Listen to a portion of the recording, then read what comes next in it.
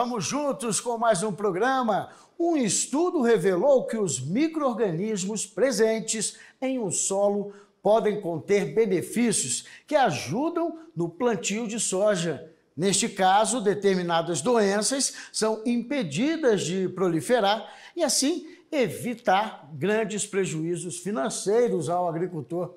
A pesquisa foi apresentada durante o 42º Congresso Paulista de Fitopatologia. Quem conversa com a gente sobre esse trabalho é o biólogo Estácio Odossi, que é cofundador da Biome for All. Seja muito bem-vindo. Obrigado, Fábio. Obrigado pela oportunidade aqui da gente poder expor, trazer esse trabalho que tão relevante aí e tão pioneiro também na agricultura brasileira como um todo, trazendo grandes revelações aí que podem nos dar um norte aí para esse mundo dos biológicos e do entendimento da microbiota de solos aí e voltado contra doenças. É isso mesmo, Estácio. E a gente tem visto realmente muitos estudos sobre esse assunto. O Brasil tem ganhado cada vez mais destaque entre os pesquisadores por justamente trazer resultados positivos.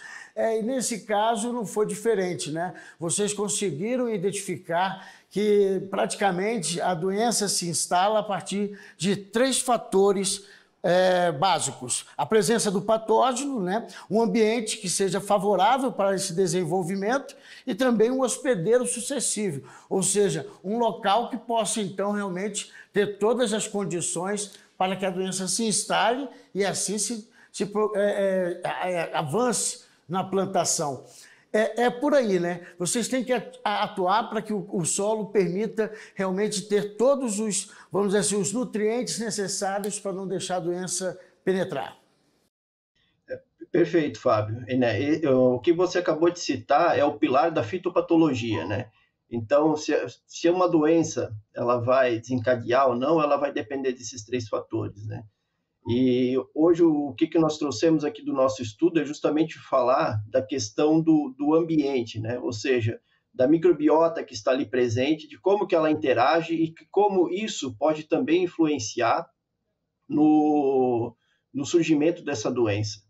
E como você falou dos nutrientes, também é uma coisa muito importante, porque uma planta bem nutrida, ela já está muito mais forte, né? Muito mais resistente, e aí consegue também ter essa defesa contra o patógeno.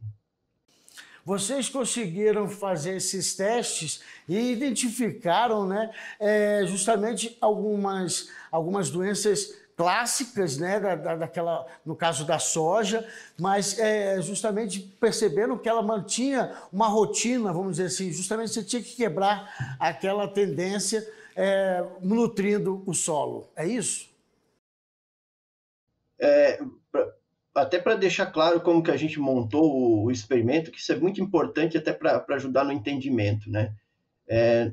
Nós prestamos, então, análises né, a gente tem essa solução justamente de trazer à luz a microbiota do solo, né, como os micro-organismos estão presentes no solo, e sempre que os clientes entram em contato com a gente, eles dão também um panorama de o que eles estão vendo no solo, né?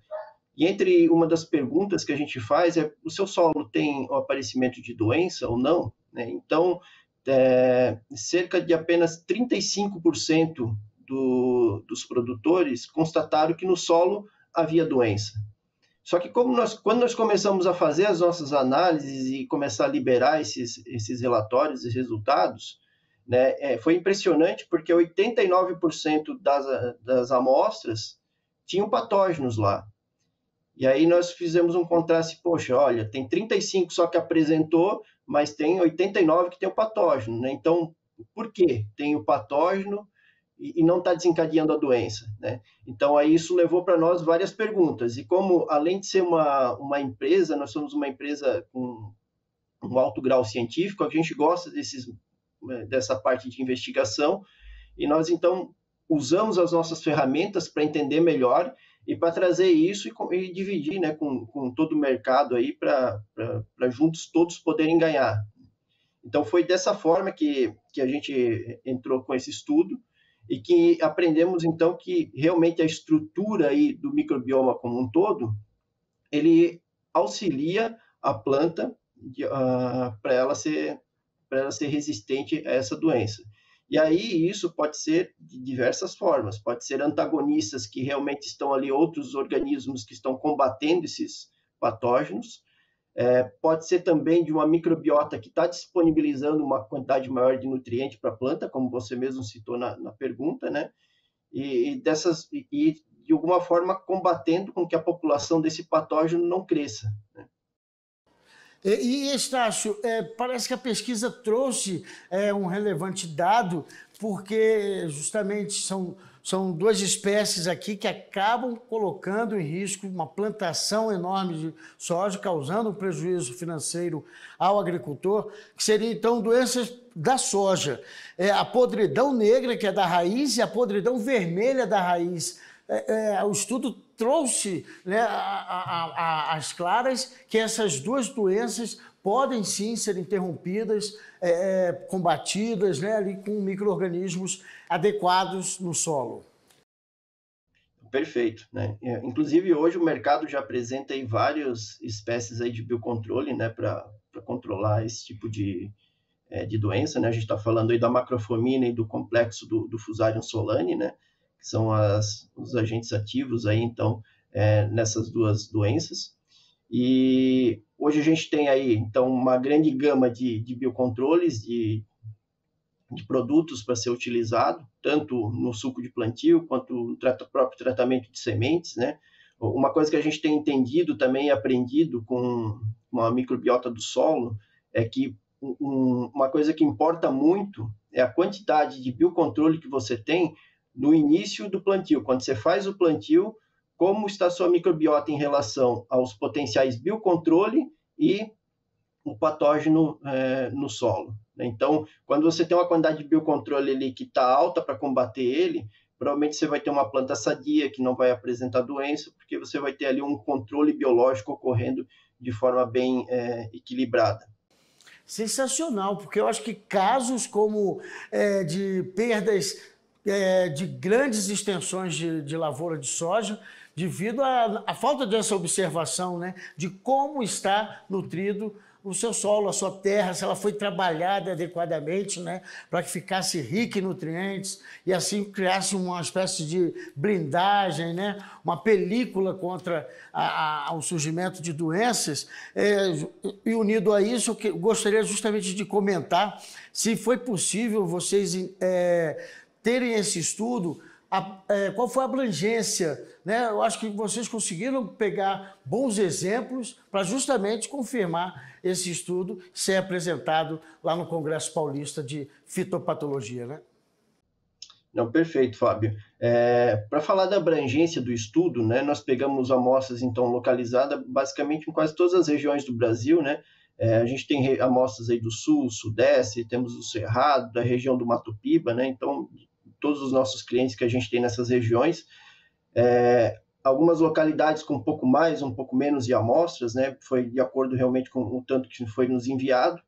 A gente elencou, para fazer parte desse estudo, apenas amostras que ficaram entre a safra ali de 2021 e 2022, amostras que os clientes nos passaram as informações que nós chamamos de dados associados, ou seja, quando eles falaram se tinha doença, se não tinha doença, né? Porque não adianta a gente também incorporar mais amostras ao estudo, mas não ter os marcadores, né, para a gente realmente entender, né, se fazia sentido avaliar ou não, né? Eu fiz essa pergunta, Estácio, até porque o estudo aqui que vocês apresentaram também ressalta essa questão de amplitude, né, no levantamento, que deu uma bagagem boa de informações para os pesquisadores, justamente porque, às vezes, determinada região tem, vamos dizer assim, uma propensão a determinada praga ou doença devido a efeitos climáticos ou, de repente, a não observância de uma rotação do plantio, do uso daquela terra. É mais ou menos isso, né? O estudo, para que vocês conseguissem os dados necessários, levou em consideração isso, a questão regional, né? Por isso foi importante pegar de vários locais do país. Isso, perfeito, né? Isso é muito importante e também a questão da última safra também foi bem atípica, né? A gente passou aí por secas aí em diversas regiões do Brasil que passaram por momentos severos de seca, né? E um dos patógenos que a gente trabalhou, como no caso a macrofomina, ela em um ambiente de seca ela se aproveita muito, ela é bem ativa, né? Então também é um outro fator que a gente teve que levar em consideração e mesmo com esse fator aí da seca ser bem ativo e dela conseguir infectar de forma mais efetiva durante a seca, mesmo assim ainda a gente teve essas respostas aí de 35% dos produtores apenas relatando doença, enquanto que você tinha o patógeno em praticamente, os dois patógenos em praticamente 89% das amostras. Outro detalhe, Estácio, que eu acho que é importante o produtor estar ciente, é que não apenas visual, né?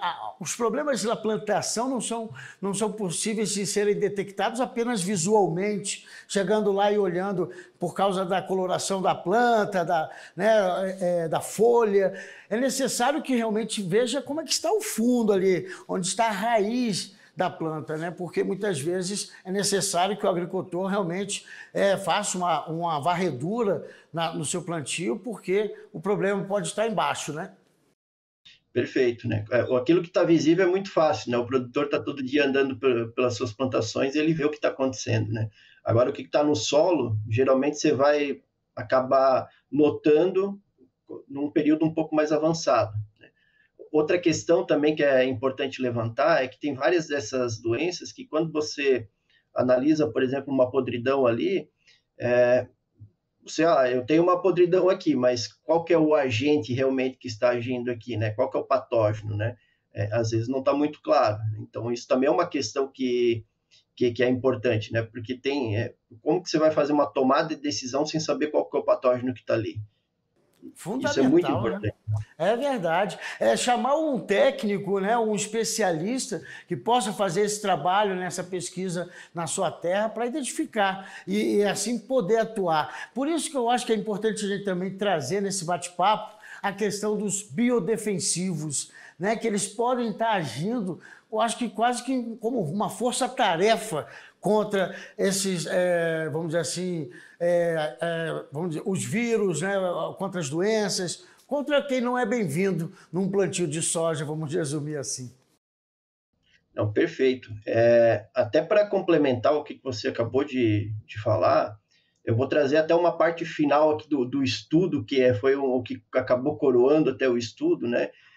A gente encontrou por técnicas avançadas de bioinformática, né, que é o grande core da nossa empresa, né, a grande expertise nossa com esse tipo de análise de inteligência em informações biológicas. A gente conseguiu ver que os organismos que estavam associados a serem antagonistas a esses patógenos, vários deles são justamente organismos hoje conhecidos já como agentes de biocontrole comercializados por muitas das empresas aí que a gente tem de biológicos no Brasil. Então, a gente pode citar aí vários bacilos, tricoderma, e entre outros, né? Inclusive até alguns que estão relacionados à parte nutricional, também em fixação biológica e tal, ou seja, justamente deixando a planta mais forte, com nutrientes, como você já mencionou algumas vezes até no início agora da nossa conversa, né? Realmente muito importante. Agora, teve uma outra questão que foi bem emblemática aqui, que a gente encontrou, em relação até o complexo do Fusarium solani. A gente viu que tinha outras espécies de Fusarium que estavam controlando o Fusarium. Então, você tinha outros tipos de patógeno controlando o patógeno. E isso foi algo que a gente viu e pensamos assim, nossa, que algo novo, inusitado, né? Quando nós chegamos no congresso, outras palestras também que teve da área de pesquisadores aí da Exalc, constataram basicamente a mesma coisa. Eles fizeram também um estudo ali da parte biológica e entenderam que você tinha outros patógenos que também controlavam patógeno. Ou seja, o equilíbrio da biologia de solo, ele é fundamental, né, para você ter isso funcionando perfeitamente. Que interessante, que só a ciência é que vai permitir isso, né? Justamente esse estudo, para você identificar que no mesmo local vocês estão lidando com o mesmo time, um contra o outro ali, de uma certa forma, né? E aquela situação poder permanecer. Por isso que é importante, talvez, chegar com outro tipo de um outro produto biológico para que possa interromper aquela proliferação ali da doença, né? Perfeito. A entrada aí de os bioinsumos, e o Brasil está indo num caminho muito, muito bom a respeito disso, né? É fundamental, né? Hoje nós até nos posicionamos justamente como uma técnica para guiar melhor, né, o produtor no uso dos bioinsumos, né?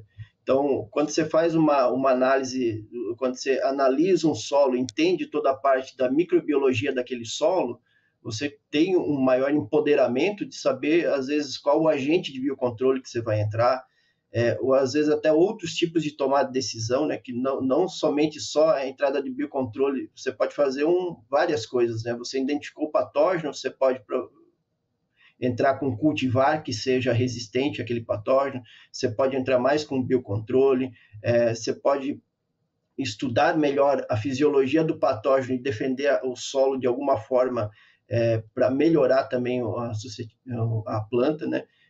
Por exemplo, macrofomina, que tem uma grande pegada quando tem a maior seca, né? Então você pode evitar com que o solo não fique exposto, não fique seco, enfim, para que ela possa acabar proliferando. Estácio, me corrija se eu estiver errado, mas também você atuando dessa forma preventiva, com os tratamentos adequados de biodefensivos, né? Nutrindo o solo, você cria uma rede ali, né? O solo fica compacto, o solo fica adequado ao plantio, ele acaba não sofrendo erosões, né? Numa degradação do solo, né? Futuramente. Não, perfeito, né? Um solo bem estruturado, né? Ele já vai ter uma boa biologia de solo, né? Você vai ter muitos organismos ali presentes naquele solo, você vai ter muitas espécies de fungos e bactérias, né? E isso é algo bem interessante, né? Não adianta também a gente só ter um organismo que seja muito eficiente em fazer uma função específica e ele ser o dominador do solo, e aí daqui a pouco, por algo que possa acontecer aí aquele solo, ele vir a desaparecer, e aí como é que fica a situação do solo, né?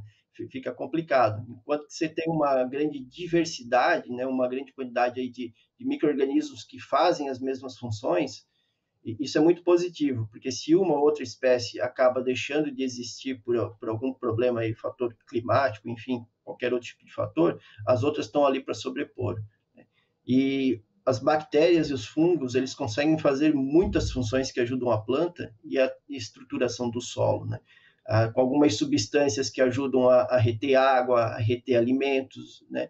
De forma com que ele acaba não lixiviando, né? Isso faz com que realmente o solo fique, né, como a gente chama, mais fértil, né? É isso. A questão do filme é isso. Deixa ele um pouco compacto, mas ele nutrido, né, forte, fértil nesse caso, para que ajude aí no desenvolvimento. No caso de hoje, a soja, que a gente está comentando. E justamente falando o sojicultor, ele tem que estar com, acho que um pé lá na frente, para não ter perdas econômicas na sua plantação devido a esse surgimento de doenças, né, e outros agressores aí das plantas, porque é muito fácil de talvez se proliferar e ele ter uma grande extensão e uma grande perda, né? Com certeza, né? Isso aí esse é o grande vilão, né? Que vem, leva a plantação, leva tudo aquilo que você preparou a terra, leva os insumos que você aplicou, né? O tempo, né, que você não volta, né? Então, realmente, o produtor ele está bem calçado porque ele não quer passar por esse tipo de perda, né? Realmente, esse tipo de ação ele é fundamental para que isso não ocorra. Isso me remete também, assim, se ele não quer ter prejuízo lá na frente, é que bom qualquer gasto por agora, né? Justamente escolhendo o melhor defensivo, né? A melhor forma de atuar, né? De colocação desse, porque parece que já tem até pulverizadores, né, que são biodefensivos. Então, quer dizer, conseguindo uma aplicação muito mais rápida em grandes extensões. E eu gostaria de saber se é por aí. Um bom planejamento não vai levar ninguém a perder dinheiro. Pelo contrário, vai ajudá-lo a fazer mais rentabilidade e produtividade na sua propriedade, né? Perfeito, né? O planejamento ele é fundamental, né, para que a gente não tenha essas perdas, né? E nós, da Biome for All, nós trouxemos uma perspectiva nova para o mercado, né? Você ouve falar muito em correções, por exemplo, físico-químico, né? Você faz uma avaliação química do solo e aí coloca o nutriente que está faltando, né? E isso foi feito por muitos anos, né? Hoje a gente está vindo aí com um novo olhar para aquele solo, né? Para não ver só o físico e o químico, mas para a gente também ter um olhar do biológico, para a gente fazer um planejamento também da seção biológica do solo, né? Se eu encontro ali um patógeno, como é o que a gente está conversando aqui agora, né? Eu tenho como me programar para a próxima safra, eu já lidar com esse patógeno e ele não está presente. Ou às vezes eu tenho um patógeno ali que não é só patógeno da soja, mas ele é o patógeno da próxima safra que eu vou colocar, da próxima cultura que eu vou colocar. Então, assim, eu tenho esse melhor planejamento, saber se eu preciso entrar com biocontrole ou não, eu preciso colocar uma cultivar que seja resistente, eu preciso colocar uma cultivar que não hospeda esse patógeno. Isso falando só em patógeno, né? Mas às vezes a gente pode ver também deficiências nutricionais da parte da biologia de solo, né? Algo que é muito comum que a gente tem encontrado, por exemplo, para citar aqui, a gente tem solos aí que muitas vezes são ricos em fósforo e você tem uma planta que está tendo deficiência nutricional de fósforo, né? Justamente porque ela não está absorvendo, ela não está tendo realmente trazendo esse fósforo para dentro dela. E ela precisa aí de uma microbiologia de solo, ela precisa de fungos micorrízicos, precisa de tipos de solubilizadores de fósforo que façam isso. E aí o que você vai precisar mexer? No componente biológico. Não adianta você colocar mais e mais e mais fósforo, você vai gastar e não vai ver o efeito lá na planta, né? E isso é uma das coisas que a gente tem visto aí em vários produtores que a gente atendeu, que encontraram esse problema, né? E através aí desse olhar novo para o solo, a partir de ferramentas que consigam ver a microbiologia do solo, conseguiram tomar melhores decisões e aí eliminar esse problema da falta de fósforo aí nas plantas. É importantíssimo ter trazido esse assunto para a conversa, porque eu acredito, Estácio, que tem agricultor que no desespero toma aquela receita feita em casa e acha que aí vai estar tudo resolvido, tudo melhorado. De jeito nenhum, é importante que isso seja um debate técnico, né, com pessoas especializadas no assunto, no estudo do solo, né, para que porque eu fico pensando assim, houve um crescimento de vendas de biodefensivos. E isso requer um controle, né? Não é por aí, né? Não é só chegar ali na venda ao lado e comprar um produto desse. É necessário que haja necessidade, porque aí você tem que pensar numa preservação, inclusive de lençol freático, de todo um ambiente ali ao redor da propriedade, né? Não, perfeito, né? Muito bem colocado. É importante a gente ter o uso dos bioinsumos, dos biológicos, né? É muito importante. É algo que a gente vê como futuro e não tem mais como fugir disso, mas mesmo assim não é a gente simplesmente jogar grandes quantidades e jogar de qualquer tipo lá que a gente vai ter um efeito, né? Quando a gente pensa em agente de biocontrole, por exemplo, se você está com um organismo ali que ele tem substâncias antifúngicas, né? Essa substância antifúngica, ela não acaba matando só o seu alvo do patógeno, mas ele acaba combatendo outros tipos de fungos também e alguns fungos que também são benéficos. Então, por isso a gente tem que ter um equilíbrio, tem que respeitar as dosagens que os fabricantes recomendam, saber quando que é o momento de entrar com ele, né? Então, tudo isso tem que ser levado em consideração, porque se você simplesmente faz por fazer, faz de qualquer forma, ou às vezes até A gente acaba vendo até produtores que às vezes multiplicam e muitas vezes não dominam esse tipo de técnica, então também aplicam grandes dosagens, ou aplicam de qualquer forma, e às vezes tem outros tipos de substâncias ali, né? Isso tudo tem que ser feito com muito cuidado, né? Não é de qualquer jeito que a gente pode fazer, porque cai naquela questão que a gente sempre fala, né? Comentou aqui, ter planejamento e ter consciência e agir de forma precisa. É isso. Para a gente terminar, essa pesquisa que mostraram, então, a importância dos micro-organismos no solo para evitar a proliferação de doenças, foi apresentada durante o 42º Congresso Paulista de Fitopatologia. Resumidamente, como é que foi esse congresso? Só sucesso, né? Não, perfeito, né? Foi muito... Eu fiquei bem entusiasmado com o congresso, né? A temática desse ano, ela já foi assim... Já diz tudo, né? A gente falou sobre biocontrole, né? Então a gente falou sobre esses biodefensivos. Várias empresas exporam ali os seus cases de sucesso, como que esses produtos estão realmente entrando aí no mercado, fazendo a diferença, né? A gente vê um grande aumento aí no uso de biológicos no Brasil. Então, isso também é muito importante para a nossa agricultura, né? Para mostrar aí que nós estamos sendo referência de uma agricultura que cada vez mais está empregando técnicas sustentáveis, né? A gente usar recursos biológicos para lidar com a biologia, né?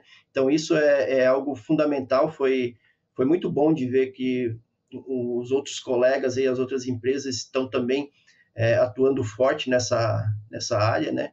E isso enche muito com o nosso propósito, né? A gente também, dentro da nossa tecnologia, a gente tem esse propósito da sustentabilidade, da gente manter eficiência agronômica, mas também de uma forma mais sustentável com essa aplicação biológica. É isso, que cada vez mais se invista em pesquisa e que vocês possam trazer para a sociedade cada vez mais produtos adequados, saudáveis, né, e que respeitem, então, o meio ambiente. Isso que os sojicultores aí também esperam desses trabalhos dos pesquisadores do país. Quero agradecer demais o biólogo Estácio Odossi, que é cofundador da Biome for All. Muito obrigado pela participação. Eu que agradeço, Fábio. Um grande abraço aí para você e para todos os telespectadores, né? A gente fica muito feliz de poder vir aqui falar da nossa tecnologia, de como que a gente está impactando a agricultura brasileira e como também a gente está trazendo aí informações de relevância, né, e contribuindo com esse mercado, contribuindo com o uso de biológicos, contribuindo com a sustentabilidade na agricultura brasileira. Obrigado. É isso. Você gostou também, né? Quer indicar para algum conhecido? Basta acessar nossas redes sociais. E até o próximo Mundo Soja.